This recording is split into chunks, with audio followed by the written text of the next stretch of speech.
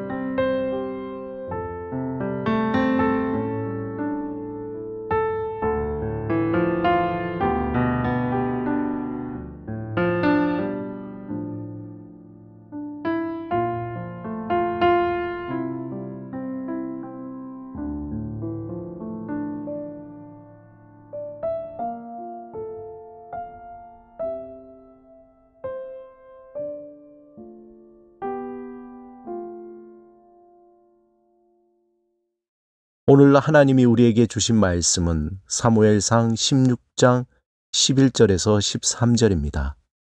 함께 말씀을 읽고 우리에게 들려주시는 하나님의 음성을 듣겠습니다. 또 사무엘이 이새에게 이르되 내 아들들이 다 여기 있느냐? 이새가 이르되 아직 막내가 남았는데 그는 양을 지키나이다. 사무엘이 이새에게 이르되 사람을 보내어 그를 데려오라. 그가 여기 오기까지는 우리가 식사 자리에 앉지 아니하겠노라. 이에 사람을 보내어 그를 데려오매 그의 빛이 붉고 눈이 빼어나고 얼굴이 아름답더라. 여호와께서 이르시되 이가 그니 일어나 기름을 부으라 하시는지라.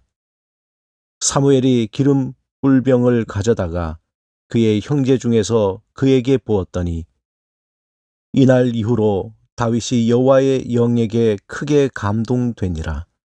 사무엘이 떠나서 라마로 가니라.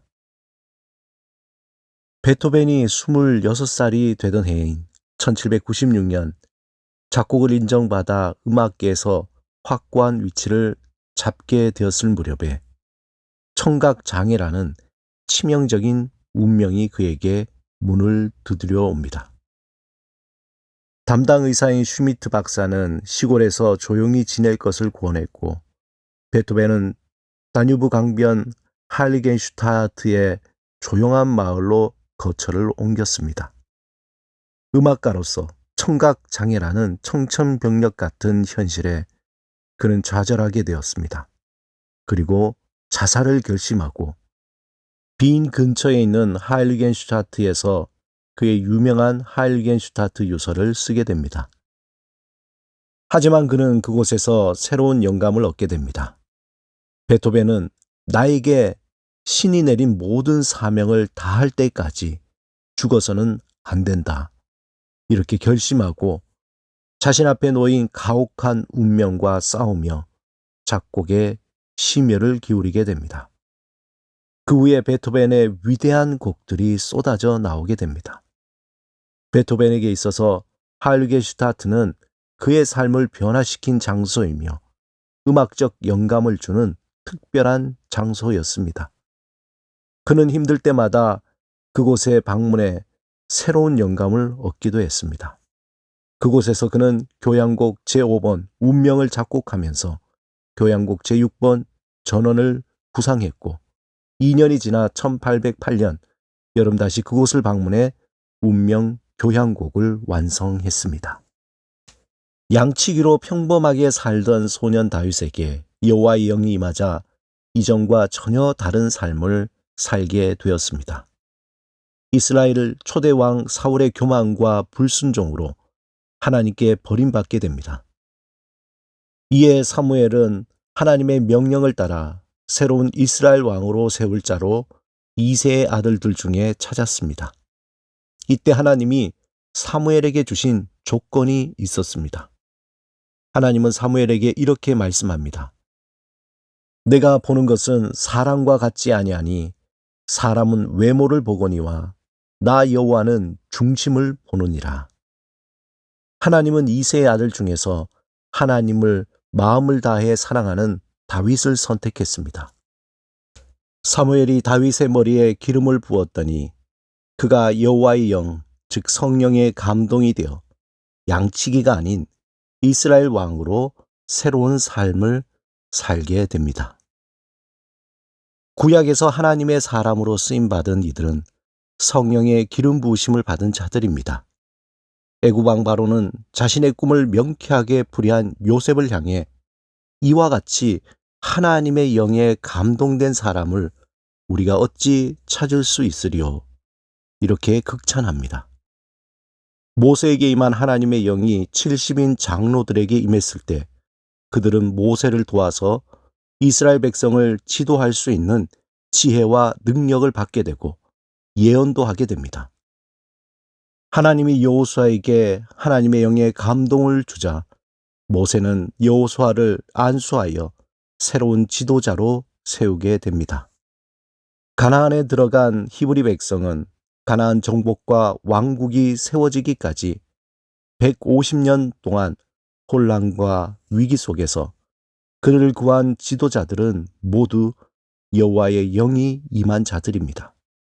온니엘, 기드온, 입다, 삼손 등 사사들이 세워질 때 여호와의 영이 그에게 임하셨으므로 여호와의 영이 기드온에게 임하시니 여호와의 영이 그를 움직이기 시작하였더라 등 성령의 감동으로 하나님께 쓰임받았습니다. 이처럼 구약에서 하나님이 쓰시는 사람은 하나님의 영에 감동된 자들입니다. 그들은 자신의 배경과 능력에 상관없이 오직 하나님의 은혜와 다스림으로 쓰임받았습니다. 특별히 다윗과 같이 하나님의 마음에 합한 자를 하나님은 찾으시고 그에게 성령을 부으시고 그를 통해 하나님의 일을 행하십니다. 사랑하는 여러분, 지금도 하나님은 사람을 외모로 보지 않으시고 마음의 중심을 보시며 하나님의 나라와 샬롬을 위해 쓰임받을 자를 찾고 계십니다. 오늘도 성령 충만함으로 하나님께 귀하게 쓰임받는 자로 복되고 풍성한 삶이 되시길 주님의 이름으로 축원합니다. 함께 기도드리겠습니다. 주님, 우리의 마음을 주님께 드립니다. 성령에 크게 감동되어 주의 나라와 영광을 위해 쓰임받는 삶이 되게 하소서. 예수 그리스도 이름으로 기도드립니다. 아멘.